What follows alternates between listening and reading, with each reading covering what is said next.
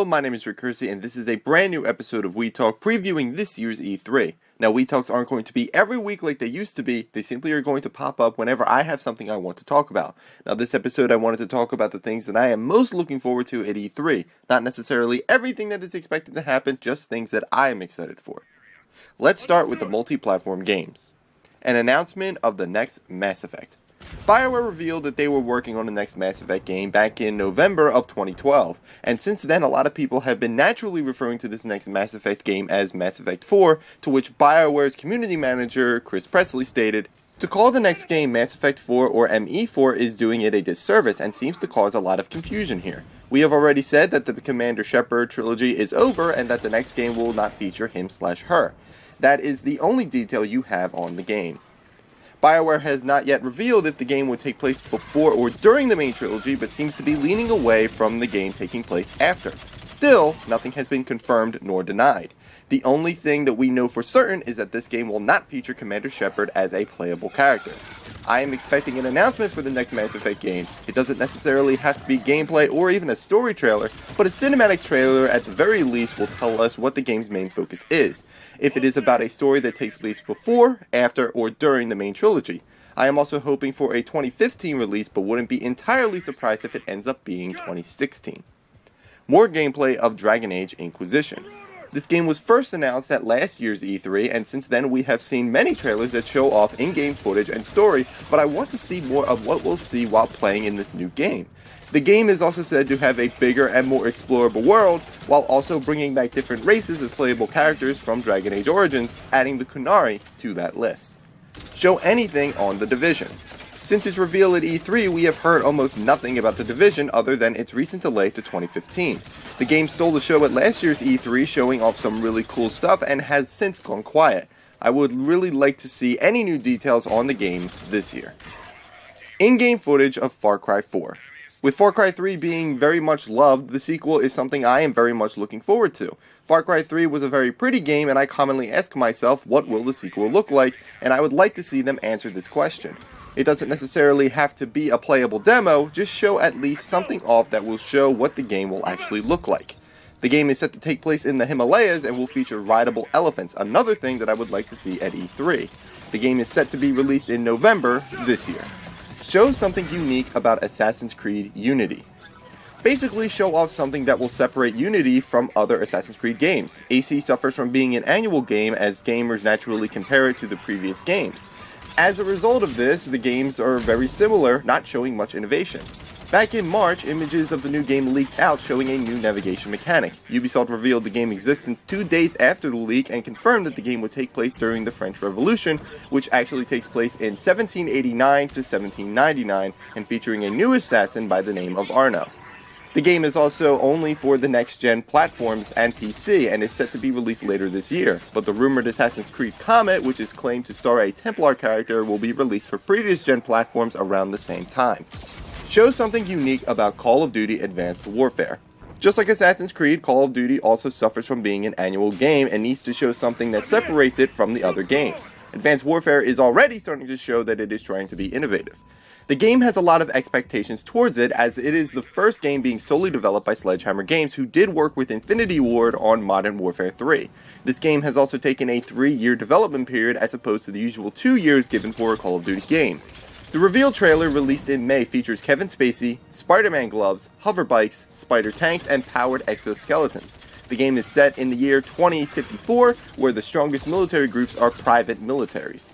From that info alone, the game's story seems to be a very compelling one, and for the first time in a long time I am actually excited about a Call of Duty game, and would like to see the innovations carry over into multiplayer. The game also has Troy Baker, and who isn't excited about that? Details on Battlefield Hardline. I have my concerns for this game since it is being developed by Visceral Games and not DICE. The game was first leaked recently, and just like with Assassin's Creed Unity and Advanced Warfare, the game's trailer was officially released shortly later. The game takes the battlefield to an urban setting with cops and robbers, and the trailer also seems to be a first-person shooter, which is odd for Visceral Games, who made the Dead Space series a third-person shooter. While Visceral Games is a good developer and the concept of this new game is an interesting one, I still have my reservations about this game. Hopefully they will show gameplay at E3 to quell my worries. Is Visceral Games working on a Star Wars title? Originally, everyone assumed that Visceral Games' new project was a Star Wars game, and all the departures of the personnel from Naughty Dog to Visceral Games seem to support these claims. While the announcement of Battlefield Hardline doesn't disprove that they could still be in early development of a Star Wars game, it does mean that seeing the announcement at this E3 is less likely. It is still something that I would like to see. Gameplay of Battlefront. The highly anticipated return to Star Wars Battlefront finally came at last year's E3, shortly after EA gained the license to the Star Wars game development. We have so far only seen the teaser trailer to the game and will hopefully see some gameplay this year, and possibly a release window for 2015. This game is also being developed by DICE, who are the developers of the Battlefield series, which is a first-person shooter, with previous Battlefront games being third-person, and begs the question of which perspective will this game feature. Announcement of Fallout 4. After the reacquisition of the Fallout rights, Bethesda Softworks did state that they did plan on making more Fallout games, but didn't go much more into it. Since then, the game has been the centerpiece of hoaxes and speculation teasing its inevitable reveal. All those claims, like the game taking place in Boston, were said to be false, but that could be an attempt by the developers to keep the game shrouded in secrecy. Here's hoping for a reveal at E3. New details on Evolve. We have seen a lot of Evolve over the past few months, and it is easily one of the most anticipated upcoming games, but it has so far shown a very small amount of what it promises to have. It has recently revealed new hunter classes and also states that the game will have more maps, monster classes, and game modes. I am hoping that they show off some of the things that we have yet to see. Multiplayer of Destiny. Destiny is another very anticipated game coming later this year. The game looks really good and has elements of Borderlands in its single-player experience that also features co-op.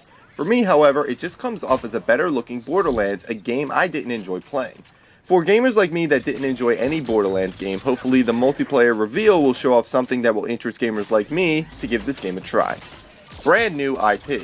The next generation of gaming is less than a year old, but game developers have known about this new hardware for even longer than that. I would like to see more new games that will really start to shape what next gen will actually look like, utilizing the new hardware that comes with both the Xbox One and the PlayStation 4.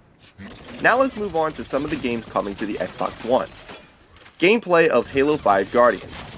The game was first teased at last year's E3, which showed Master Chief walking through a desert. Recently, 343 Industries showed off some images of the new game, including the game's title, which had the subtitle Guardians, and also featured an image of an unknown male Spartan. Hopefully we will see some gameplay or perhaps a tease into the plot of the game as well. The game is set to be released in 2015. Announcement of Halo 2 Anniversary. With Halo 5 coming in 2015, 343 Industries stated that the next Halo journey would begin in 2014, which hints at a Halo 2 Anniversary announcement. This will feature a remake of Halo 2 similar to what was seen to be done with Halo Combat Evolved back in 2011. More exclusive titles. If I didn't have an Xbox One, I would like Microsoft to show off some stuff that would make me want to buy it. Now let's move on to some of the PlayStation 4 games. Anything on Uncharted 4. Since its tease, we haven't seen anything on Uncharted 4. With all the Naughty Dog departures, it begs the question of if the game will take longer to make progress. Hopefully we will see or hear something about the new game at E3. Anything on the Order 1886. With the news of its recent delay, I realized that I know next to nothing about the Order 1886. We have seen some impressive looking gameplay of the game, but have since then not really seen much more of what the game is generally about. I am hoping for more details and more of that awesome gameplay at E3. More exclusive titles. I would like Sony to show off some more exclusive games that would make me want to buy the PlayStation 4.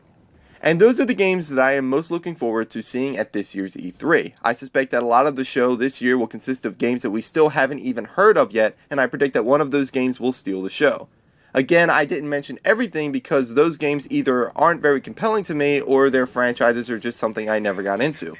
What games are you most looking forward to? Let me know down below. Thank you guys for watching, and I will see you next time.